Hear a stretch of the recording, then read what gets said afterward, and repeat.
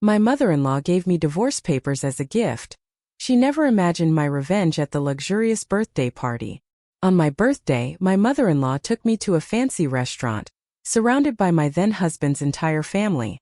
I thought it would be a formal dinner, perhaps cold, but I never imagined what awaited me. In the middle of dessert, she handed me a manila envelope. Inside, the divorce papers, signed, prepared, and with a single goal, to destroy me publicly. For years I was treated like an intruder. That woman with a degree but no pedigree, as they used to say. I tried to fit in, to be accepted, to be useful. But they only tolerated me, waiting for the day they could discard me. What they never knew is that, while they underestimated me, I paid attention to everything. I listened. I saw. And I prepared myself. That dinner was the beginning of something that not even they, with all their arrogance, could predict. I did not react with tears. I did not beg. And I also did not raise my voice. I just did what I do best. Read every line of a contract, and turn the tables with silence and strategy. Today my story inspires people who have felt diminished, discarded, or betrayed. I am happy that you are here. Follow along until the end and tell me where you are watching from. I want to know how far this story has reached. The hall was stifled by carefully calculated luxury. Scented candles burned in crystal columns, and the silver cutlery shone under the soft light of the suspended chandeliers. I took a deep breath, trying to maintain composure while Evelyn made a speech as if she were the hostess of the evening. As always, she smiled with stretched lips, and in every sentence came a veiled message. It is admirable how people with simple backgrounds manage to graduate these days. The system has really evolved, she said, raising her glass in my direction as if it were a toast. I looked around the table. Travis flipped through the menu with disinterest. Melanie adjusted her necklace to look casually like a millionaire, and Graham held his phone, as if he were ready to capture the peak of the drama. I pretended not to see. I already expected something, but I still did not know what. I was trained to read balance sheets and silences, and the silence between them was louder than the restaurant's orchestra. The waiter served us the first glass of champagne. I smiled politely. Evelyn did not waste time. She made one more joke about people who ascend too quickly, while cutting her steak like someone solving a social equation. I knew she never accepted me, only tolerated my presence as a temporary item on the shelf of the family's prestige. My degree was invisible there. My intelligence underestimated. What she saw was a woman who dared to exist outside the mold she herself designed. But I continued smiling. Controlling my face was my form of resistance. Evelyn raised her glass a second time, her eyes shining with satisfaction. The crystal clinked in the air. I have a special gift for you, dear. The manila envelope appeared with choreographed delicacy. Evelyn slid it across the table as if it were a greeting card, while Travis and Melanie averted their eyes, rehearsed, like accomplices in an ancient spectacle. I took the envelope without haste. The thick texture and calculated weight of the paperwork told me what awaited me before I even read it. But I opened it calmly, inch by inch, until the words jumped from the first page. Divorce petition. The flickering light of the restaurant seemed stronger suddenly, almost ironic. Graham tilted his phone, as if he were on a live broadcast of my humiliation. The sound of the paper being handled was the only real noise between us. I read the terms with dry eyes. There was no longer any surprise, only the confirmation that they were willing to get dirty, while I would use gloves. The cutlery beside me was perfectly aligned. My world, not so much. I just want to keep your reaction, said Graham, adjusting the camera focus. His voice was sweet, almost pitiful, as if I were about to cry. But I was not. Not for him, nor for the performance around us. They did not realize. By trying to reduce me to a spectacle, they freed me from the obligation of feigning affection. That was not a family, it was a betting table, and they had placed all their chips on my weakness. They bet wrong. I saw the signatures already filled out. The lawyers had already been paid. The papers were all in order, just as Evelyn liked. But something told me that this was the beginning and not the end. I just needed a few more minutes, a few contained gestures, and a well-placed silence. Graham smiled and pressed record. As if he knew what was coming. The terms were cruel with surgical precision. No alimony, no division of assets, no time. 24 hours to leave the house where I lived for almost 8 years. No consideration for years of marriage, no recognition of my role in the family's financial stability. They saw me as a corrected mistake, but they were about to understand what it means to underestimate someone who works with numbers and clauses and legal flaws disguised as arrogance. I observed every clause like someone examining a body looking for the lethal flaw. Evelyn had been careful, or thought she had been. She wanted that moment to be unforgettable. A trophy hung on the invisible wall of pride. Melanie smiled discreetly, believing she was participating in a triumph. Travis looked at his phone, pretending indifference, but his fingers were trembling. And Graham? Well, Graham just wanted content. A perfect cut for Instagram. I, however, just wanted silence. Because silence, when used well, is the most efficient explosion. I pointed to a specific clause and looked at Graham, as if I were going to ask something. But I said nothing. I took a navy blue pen out of my purse. It was always with me. The same one I used to sign my marriage contract. The sound of the click echoed louder than any glass of champagne. I signed calmly, a straight line, firm. Then another. And one more. When I finished, I closed the envelope, slid it back across the table, and looked into Evelyn's eyes. Ready, I said. And I let the silence do the rest. I left the restaurant without looking back. My heels clicked firmly against the marble floor, echoing a dignity they would never understand. Inside, they remained trapped in their own versions of reality, intoxicated with power and illusion. The night was cold, but my blood burned with clarity. I took a deep breath and walked to the car as if every step were rehearsed, as if that abandonment had been my plan all along. Evelyn crossed her arms at the door, laughing as if she had won a silent battle. I didn't expect so little drama, Harper, she said, with the superiority that always enveloped her like perfume. I did not answer immediately. I looked at the sky, then at her. And then calmly, I reciprocated with what she despised most, certainty. You waited for the wrong woman, I whispered. And I got into the car. The ride home was a sequence of memories and flashes. Birthdays where I was ignored, dinners where my opinion was discarded as noise, meetings where Evelyn interrupted me to correct my data. It was not about the divorce, it was about the denial of who I was. But now their silence gave me space to act. And in silence I began to prepare the next move. Once inside the apartment, I went straight to the bookshelf. Behind the wedding albums there were boxes labeled by year. Accounting documents, copies of contracts, forgotten records. My fingers knew exactly what to look for. And when I found it, my hand stopped. A red folder marked with the year of the transfer. Inside rested the document transferring 51% of Sterling and Company, signed by Evelyn. The paper was aged but perfectly legible. The signatures were there. Evelyn Jennings as grantor, Harper Jennings as grantee. The memory came like lightning. The hasty meeting, the lawyers, Evelyn's rush to get that contract with the government fund. At the time they said it was just on paper. A formality. But I knew that nothing on paper is just that. That was legal binding. And irrevocable. I went to the computer and opened the business registry website. Entering the data was almost automatic. I searched for Sterling and Company, and next to the company name, there it was, majority controller, Harper Jennings. One line, one truth, one weapon. My heart raced, but not out of fear, out of strategy. Their entire narrative was about to crumble. And I did not need to raise my voice. I just needed to press send. The images came in waves. Graham recording my pain, Evelyn raising glasses, Travis looking away with elegance. They had forgotten. The game of manipulation had blinded them to what really mattered. But I remembered every comma, every contract, every clause. That was more than a document, it was a return. My return. I picked up the paper firmly. For the first time in years I felt real control in my hands. Not their theatrical control, but the silent and cold control of facts. My name was there in black and white. Harper Jennings, majority owner. I went back to that afternoon when Evelyn appeared desperate in my improvised office. Sterling was about to lose the public contract, and could only get it if a woman assumed the majority of the capital. It's just on paper, Harper. It is temporary. Afterwards we will undo it. I signed because I knew she would not read the fine print. And she really did not read it. The contract was clear, definitive, and now it was my salvation.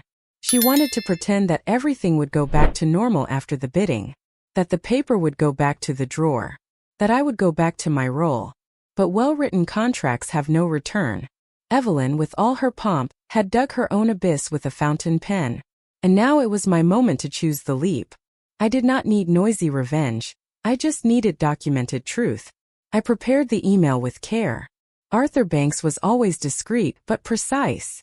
I attached the contract, added the link to the business registry, and drafted a single sentence.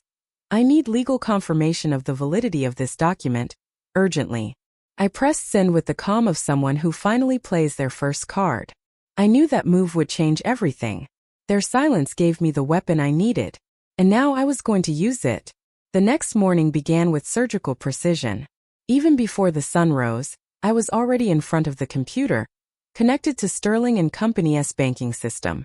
The transfer of control had been updated, and with that, access was released. In less than 20 minutes, I blocked all operational accounts, interrupted automatic payments, and notified the main creditors. Then I started a silent internal audit, line by line, looking for what I already imagined: traces of embezzlement. Every number seemed to scream a hidden truth. Scanned documents, contracts with suspicious clauses, duplicate payments. It was all more obvious than I would have liked. Travis, with his air of superiority, never imagined that someone like me would understand the encrypted language of fraud. But there I was, dismantling his engineering in silence. The system showed a clear map. Someone was bleeding the company from the inside. And now I was cauterizing the veins. While cross-referencing the data, a notification appeared on my phone. It was an alert of an attempted corporate card use at a luxury cafe in Beverly Hills. Melanie. Her name was linked to the director's card. In seconds, I declined the transaction and deactivated the card. I smiled. I imagined the embarrassment of trying to pay for a brunch without realizing that the source had dried up. The company was no longer the unlimited wallet of the Jennings family. Minutes later, I received the confirmation. Melanie tried to pay, but the card was declined. The following hours were predictable. Evelyn appeared personally at the Sterling & Company bank branch, with her air of wounded royalty, demanding explanations. The manager, a young and nervous man, did everything to maintain composure. But there was no way around the truth. The blocks came from the company's legal controller. And that controller was me. I watched the scene through the security camera connected via the system. A newly acquired administrative privilege. Evelyn pointed at the counter, her face tense, words spoken with the tone of someone who was always obeyed. The manager tried to explain, showing the document that named my ownership. Her anger was visible but now powerless.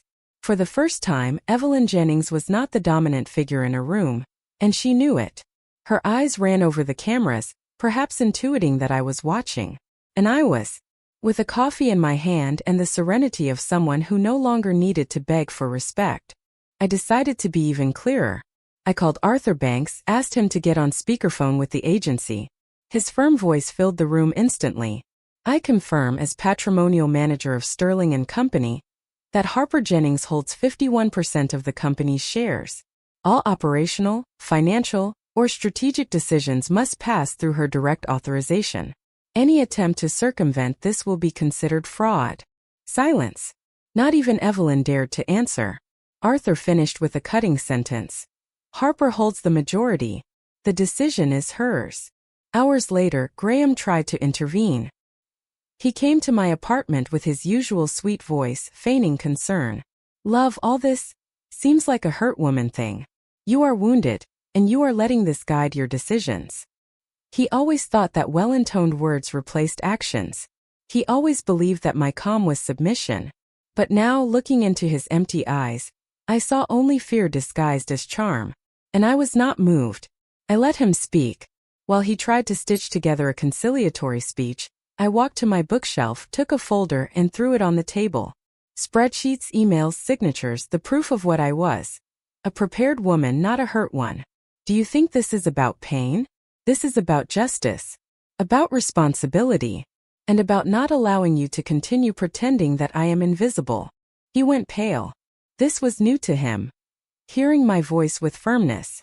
Graham still tried to argue, but his words had no weight.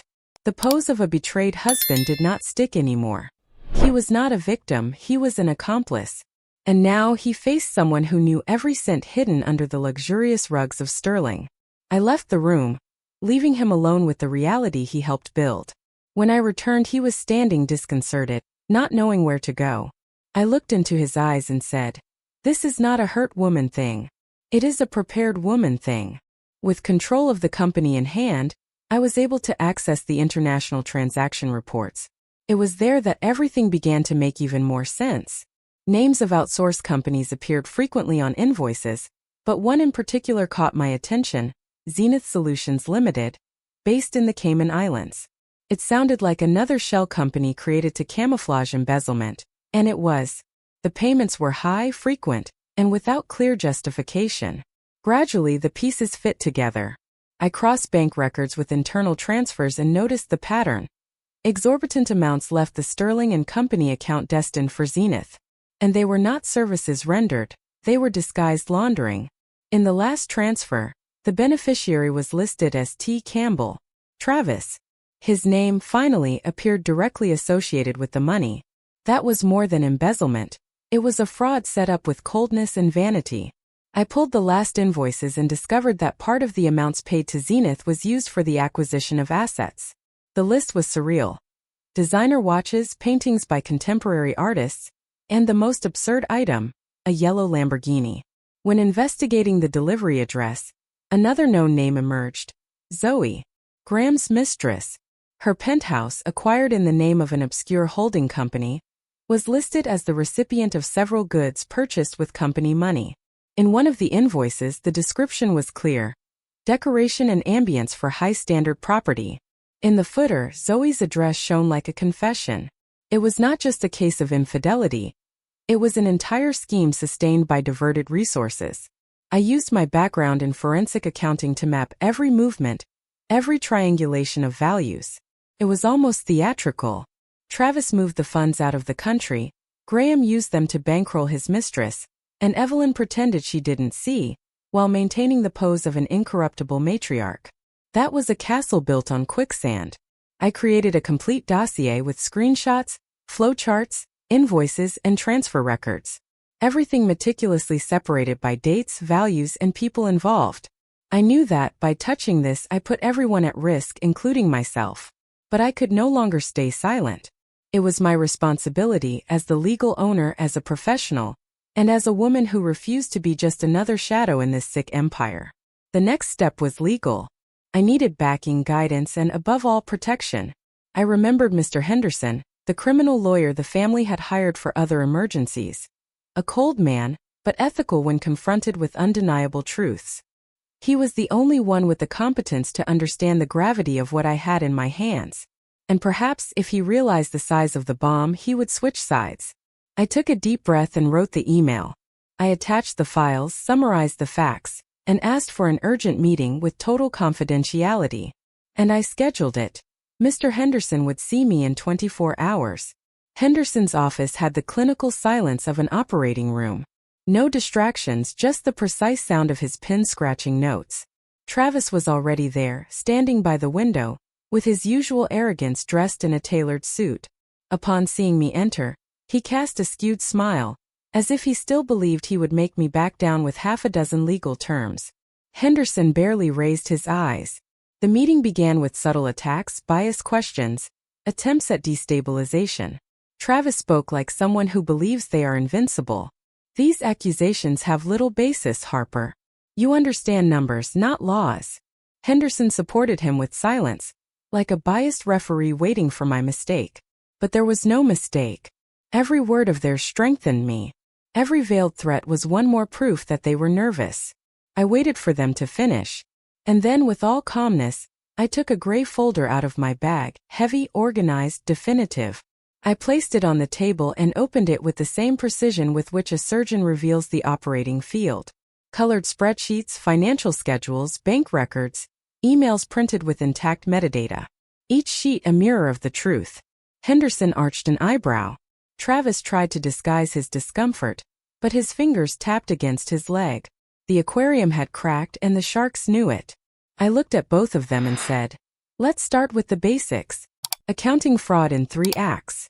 I slid the spreadsheets across the table, explaining with precision the path of the money, from Sterling and Company to shell companies, from these to accounts in Cayman, and finally to personal acquisitions disguised as operating expenses.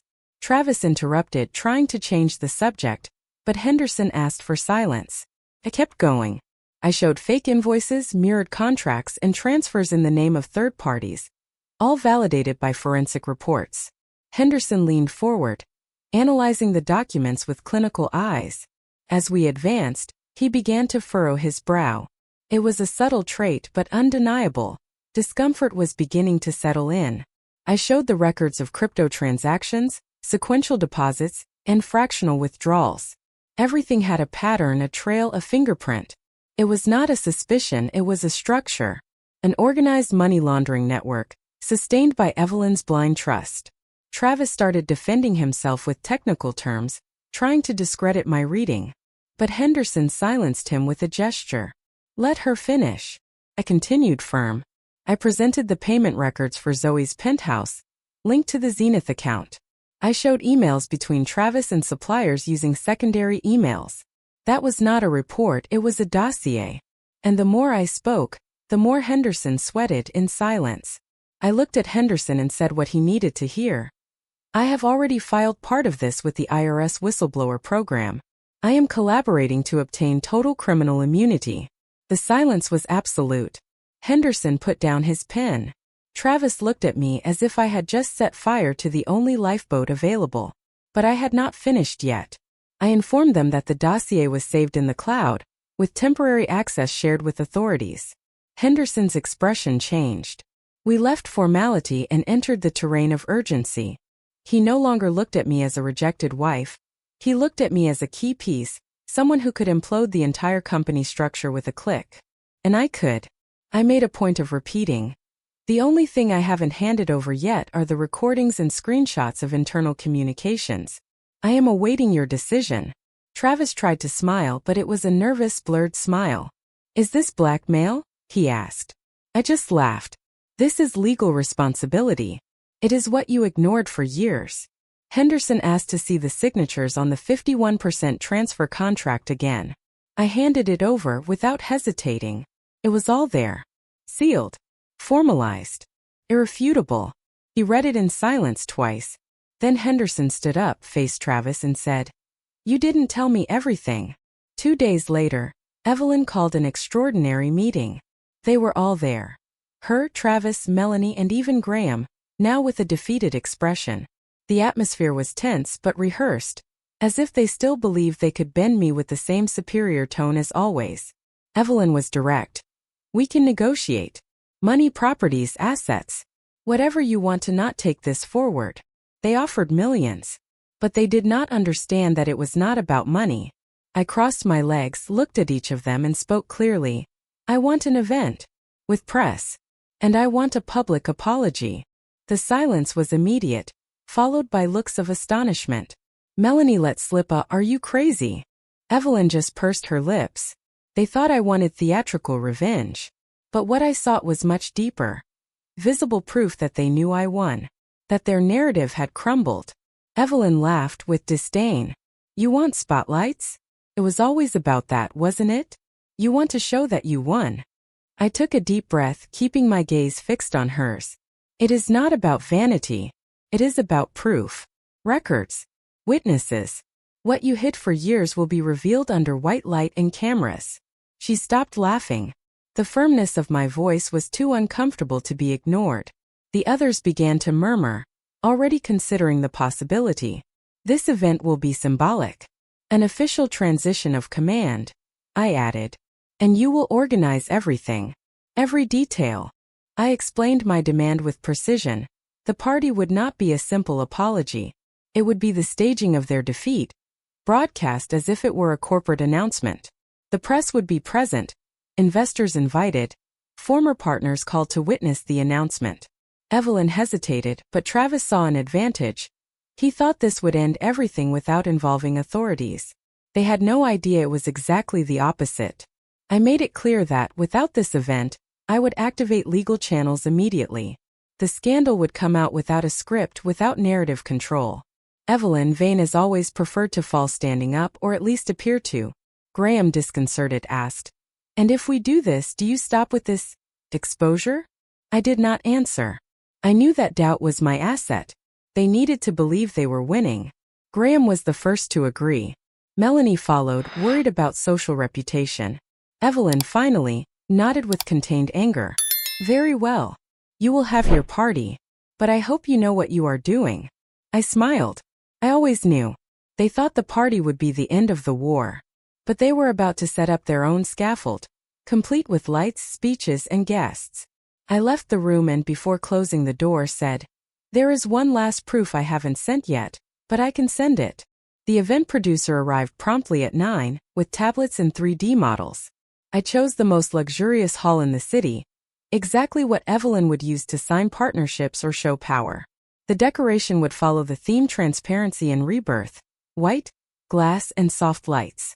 I sent invitations to financial journalists, prestigious outlets, and even some former investors who had abandoned Sterling and Company. The list was strategic, thought of as a stage for the carefully choreographed fall. While the producer adjusted the floral arrangements in the digital project, I received an unexpected visit: Graham. He arrived with flowers in his hands and rehearsed words on his lips. He said he was confused, regretful, and that everything had gotten out of control. That we could still start over. That it didn't need to end like this. He spoke of an us that never truly existed. An ideal created for convenience, not love. I listened to everything with patience. And then, with the same coldness with which he had filmed my pain in the restaurant, I opened my phone and showed the screenshots. The payments to Zoe were there, in sequence. Beauty salon, handbags, jewelry, plane tickets, everything with the company card. Every expense, a betrayal with a receipt. He tried to argue, saying he had no idea, a poorly formulated lie. His silence upon seeing the proof was all I needed. "You are going to destroy everything," he said. And I replied, "I wasn't the one who started it." The hours leading up to the event were frantic. Teams assembling structures, journalists confirming attendance, security reviewing access points. The hall took shape, and with it the setting of the outcome. Evelyn still tried to interfere, calling the producer, demanding changes. But every decision passed through me, and no alteration was accepted. That was not about vanity, it was about strategic staging. And the script was mine. On the eve, I received an expected call. Mr. Henderson. His voice, usually dry, sounded contained. He said he had decided to attend the event, but as a neutral observer. I understood immediately. He knew the fall was imminent and preferred to witness it rather than be dragged down with it. His presence would validate the legality of everything, and function as a silent seal that the Jennings family narrative had collapsed. The call lasted a few minutes, but it was enough to trigger the final movement. I opened the email with previously saved recipients, FBI and IRS agents, with whom I was already exchanging protected communications. I wrote just one sentence. "The confirmation has been made. Event proceeds as planned. Their presence confirmed." I attached the guest list and sent it. It was the signal. Now there was no turning back. The click on the send button was the loudest sound of the previous night. The night arrived with pomp. The hall was impeccable, illuminated columns, side-reflecting pools, and a grand piano playing discreetly. I dressed in white, without exaggeration, as a visual signature that transparency was on my side. Evelyn entered dressed in black, covered in jewels and feigning dominance. She walked among the guests smiling, as if everything were an honest celebration. But the tension in her neck revealed otherwise. Travis was the first to notice the trap. He saw a group of journalists gathered by the entrance and furrowed his brow. He tried to disguise it, but the unease was visible. Melanie, dazzled by the attention, noticed nothing. Graham circulated with caution, trying to understand the layout of the board. I, standing at the back of the hall, observed everything like an auditor about to present a final balance sheet. That was not just a party. It was the living report of an era that was ending. I went up to the stage in silence, under the attentive gaze of the cameras. I greeted those present with gratitude and then projected the first slides. Numbers, awards, Sterling and Company milestones. Faces relaxed. For a moment, they thought I would yield to the reconciliation plot. But the next screen changed everything. Corporate transparency was the title. And below, a chart showing irregular financial flow. The atmosphere changed. Murmurs emerged. I took a deep breath. The last slide appeared with force. The Zenith Solutions logo, highlighted in red. Evelyn stood up abruptly, crossing the hall to the stage. She tried to take the microphone, saying that this was not part of the script. "You are going to destroy the company," she screamed. But the sound technician was already instructed. He cut the audio of her microphone instantly. She stood there, gesturing in vain while all eyes turned to me. I said nothing. I let the silence say what was needed. In the back of the hall, the sound of coordinated footsteps began to stand out. Dark uniforms, folders in hands, visible badges. The FBI entered first. Right behind 2 IRS agents. The hall froze. Evelyn was still trying to regain control, but now not even her voice was heard anymore. Travis stumbled back, pale. Melanie dropped a glass. Graham disappeared among the guests, like a shadow fleeing from the light. I remained there, standing without running. I knew what that meant. I knew the weight and reach of that moment. Everything had been orchestrated with precision. The exposure, the public proof, the humiliation they planned for me reversed into justice. Transparency had won. And the empire of lies crumbled before everyone who had applauded its construction. The federal agents advanced. And the party finally revealed its true function. The sound of handcuffs echoed like a long-awaited verdict. Evelyn was the first to be approached, still in the center of the hall, surrounded by cameras and guests. She tried to resist, speaking of a misunderstanding, but the agents were firm. Travis, pale, didn't even argue. He just lowered his head while being led by 2 IRS men. The applause was contained, discreet but real. Some journalists recorded everything with journalistic precision and expressions of astonishment. The tension exploded completely when Melanie screamed and fainted between the tables. Graham, in panic, ran toward the kitchen trying to leave through the back, but was contained by private security. I remained motionless, observing everything with the serenity of someone who waited for that moment for years. It was an announced end, just not in the version they imagined. Every camera flash seemed like a period for a chapter of the story. The hall, which had previously been a stage of arrogance and theatricality, was now a setting of naked truth.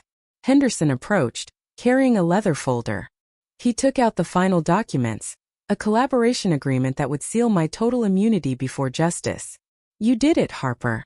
The truth is the only defense left," he said, with respectful gravity. I signed the paper without hesitating. It was more than an agreement, it was official liberation. The ink had barely dried when I felt, finally, that the weight had shifted from my shoulders.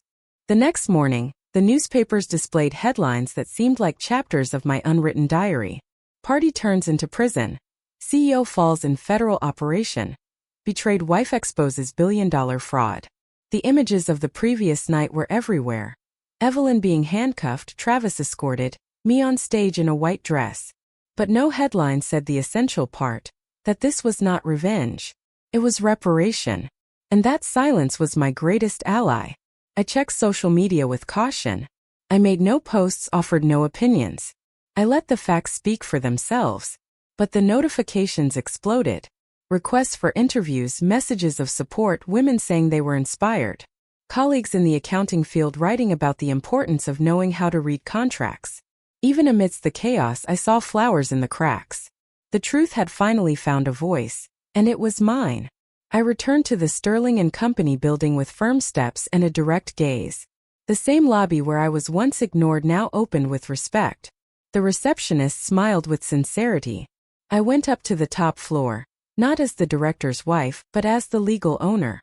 I sat in the president's chair, took a deep breath and opened the laptop. A spreadsheet awaited me, not of destruction but of reconstruction. And in that instant I had clarity. Sterling needed a new plan. And I already had it. The phone rang shortly after 8 in the morning. "Graham." I didn't answer. The second call came with a voicemail. Sweet words, promises, requests for forgiveness. He said he was confused that the family manipulated him, that he still loved me. I deleted it without listening to the end. Some pains do not need to be recalled. They have already fulfilled their function. And I had already learned. Those who film us crying do not deserve us smiling. Instead of replying, I registered a new company. A new business with another name, another purpose. Clara Accounts. Dedicated to financial education for women in vulnerable situations. Without capital from Sterling, without traces of the old dynasty. The chosen name was no coincidence. Clara Clear. As the relationship with money should be. Clara, as my trajectory was after the silence. Clara, as my intentions were now. I launched the project with a single post. A simple video without filters saying, I was underestimated for years. But I never stopped counting. I spoke about contracts, about strategic silence, about how even a marriage can hide a plan of financial control. I closed by saying, learn, protect yourselves, and when you need to speak, let it be with proof. The views skyrocketed. Thousands of messages arrived. Some with tears, others with newly awakened courage. Every notification was a woman waking up, and that was priceless. Days later, I walked through a new room in a new building. The wide windows let in natural light. There was no excessive luxury, only purpose. Young employees, some former students, circulated with folders and notes. I smiled as I greeted them. There I didn't need to shout orders, it was enough to guide. Leadership was made with clarity, not humiliation. Every decision was thought out to transform, not just profit. My office was simple. A bookshelf with technical books, a live plant in the corner, and the folder where I kept the turnaround documents. I kept them, yes, because remembering where we came from is also strength. But now I looked forward. A whiteboard displayed the quarter's goals. And in the center of the wall, just one sentence. Never underestimate who listens more than they speak. I sat down, opened the notebook and started planning a new campaign. Everything from scratch. Everything mine. Without needing to erase tracks, without needing to prove anything to anyone. Freedom was not just legal. It was emotional. And for the first time I felt whole owner of my story, my name, my bank account, and my choices. I smiled and said to myself, end of the beginning. Sometimes people still ask me how I managed to stay calm at that dinner. How I was able to sign the papers without trembling. To smile while they dismantled my life as if it were a soap opera scene. But what few understand is that it was not calm, it was strategy. The calm came later. When I finally heard myself in silence and realized that everything they tried to take from me was already mine by right. Pain only turned into strength because I looked it in the eye. After the night of the arrest, my life changed at a pace that not even accounting charts could predict. I started being invited to lectures, debates, podcasts. I was labeled many names. Silent Avenger, Turnaround CEO, Symbol of Overcoming. But none of these labels interest me. What moves me is seeing a woman opening a bank account in her own name after years of dependence. Or receiving her first contract and reading every clause with the attention that was previously only demanded of men. I went back to studying. Not because I needed more degrees, but because I wanted to dive even deeper into what saved me, knowledge. Today I teach other women to do the same. To look at numbers as shields, documents as armor. To understand that silence is not weakness, it is strategy. And that dignity is not negotiated nor inherited. It is built line by line. Evelyn is serving time in a closed regime. Travis is still trying to appeal, but his legal resources are as exhausted as his financial ones. Graham disappeared from social media, from life, from the radar. Sometimes someone asks me if I miss anything. I smile. Because what I lost was the weight that kept me from flying. What I gained was clarity, autonomy, and a peace that does not appear in photos, but changes the way we breathe. Today my name is clean in every sense. My story is not just mine. It is that of all those who were once silenced at family dinners, hushed in meeting rooms, underestimated for smiling instead of shouting. I did not need to shout. I just needed to know where the right contract was and have the courage to sign it. Even when the whole world thought I should cry. And now when they ask me what my greatest victory was, I answer with tranquility. It was not taking their power. It was finally assuming my own. Now I am curious about you who listen to my story. What would you do if you were in my place? Have you gone through something similar? Support the channel by subscribing, liking, commenting, and sharing this video. I am leaving on the end screen another story that you will also like, and it will definitely surprise you. Thank you for watching. See you in the next video.